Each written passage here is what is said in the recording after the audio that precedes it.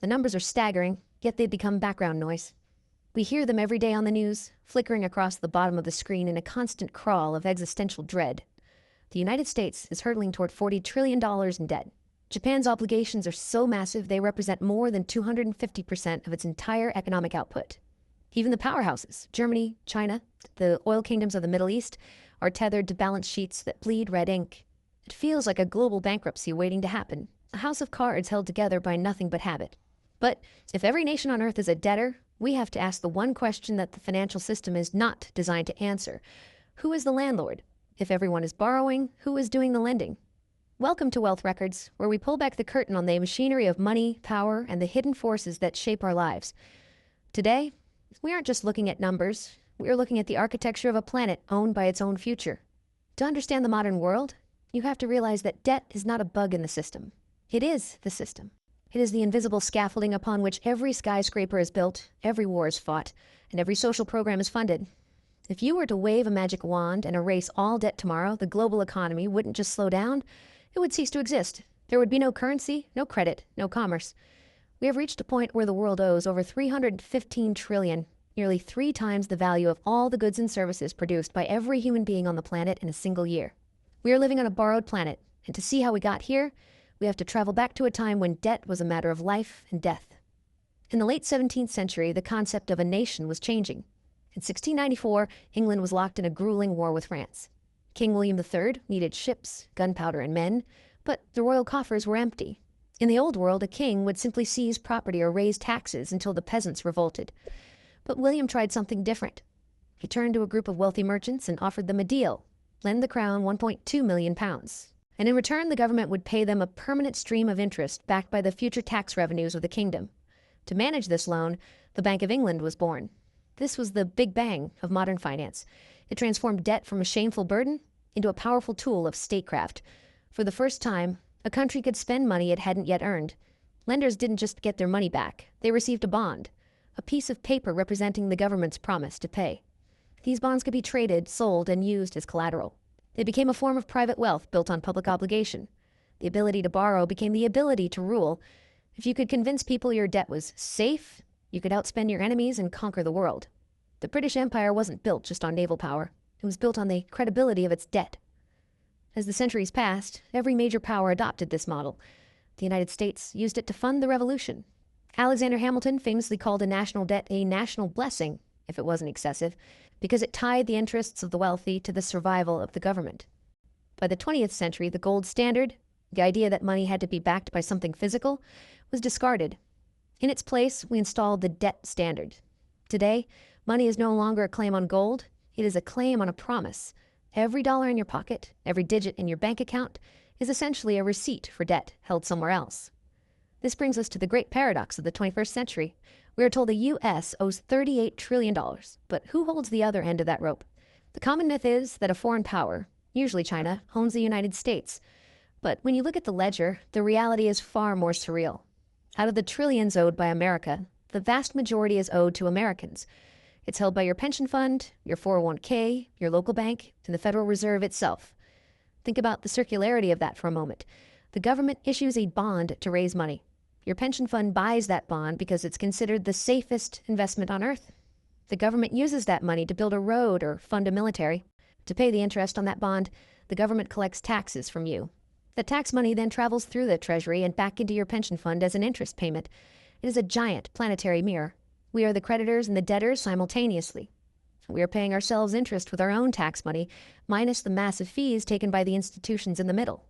But this isn't just an American phenomenon. It's a global web of mutual obligation.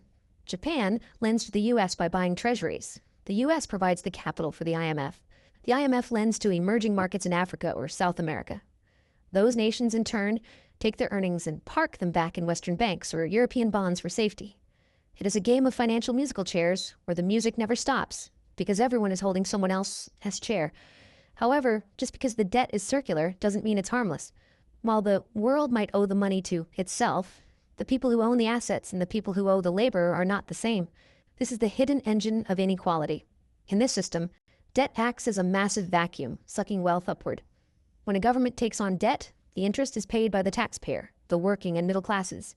But the interest is received by the bondholders. the banks, the hedge funds, and the ultra-wealthy who have the capital to lend in the first place. Global debt and global inequality are two sides of the same coin. The more a nation borrows, the more it transfers the future productivity of its citizens to the current owners of capital. This is why, in the halls of power, there is no real plan to ever pay the debt off. You might hear politicians campaign on balancing the budget, but it's largely theater. If the United States actually paid off its $38 trillion debt, it would trigger a global catastrophe. Because government bonds are the foundational asset of the world, if they vanished, banks would have no collateral, the money supply would collapse, and the world would enter a deflationary death spiral. The system requires the debt to grow. It requires the rolling over of loans, issuing new debt to pay off the old. In the corporate world, this would be a Ponzi scheme. In the world of sovereign nations, it's called monetary policy. The true masters of this domain aren't the presidents or prime ministers. They are the bond vigilantes and the central bankers. Institutions like the Federal Reserve or the European Central Bank have the power to create money out of thin air to buy government debt. This keeps interest rates low and the machine humming. But it also means that the value of your labor is constantly being diluted. Every time a central bank prints money to support the debt, the purchasing power of your savings drops. You aren't being taxed through a bill in the mail. You're being taxed through the rising cost of eggs, rent, and fuel. We see what happens when this trust breaks. When a country like Greece or Sri Lanka can no longer convince the world that it can roll over its debt, the invisible creditors suddenly take on terrifying faces. The IMF arrives with austerity measures. They demand that the nation cut health care, slash pensions, and sell off its infrastructure to pay back the bondholders. In those moments, the illusion of we owe it to ourselves vanishes, and the cold reality of you owe it to us takes over. So, who owns the nations? It isn't a single person or a single country. It is a self-perpetuating loop of institutional credit. We are living in a world where the future has been pre-sold to the present. Every child born today in a developed nation arrives with a 5-figure bill already attached to their name, a debt they didn't ask for, to pay for things consumed before they were born. The dividing of the earth isn't happening through borders or armies anymore. It's happening through the ledger. Nations are being divided into those who own the debt and those who are owned by it. We are told that the system is stable as long as there is confidence, but confidence is a fragile thing. It asks based on the belief that tomorrow will always be more productive than today, that we can keep borrowing from a future that has no limit. But the future is not infinite. Resources are finite. Human labor has limits. We are currently testing the boundaries of how much imaginary wealth we can pile on top of a very real world. The numbers on the screen can grow forever, but the world they represent cannot. As we look at the $315 trillion global bill, we have to realize that the goal was never repayment. The goal was control. The debt is the leash that keeps nations aligned with the global financial order. It is the weight that keeps the status quo in place. But history tells us that every debt cycle eventually reaches a breaking point, a moment where the promises become too heavy for the reality to carry. Whether that ends in a great reset, a hyperinflationary fire, or a new way of thinking about value is the great question of our age. At Wealth Records, we believe that understanding the ledger is the first step to freedom. You cannot navigate a system if you don't know who holds the map.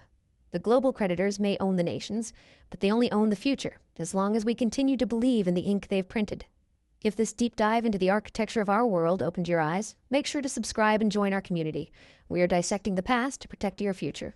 The truth is hidden in the records. I'll show you where to look.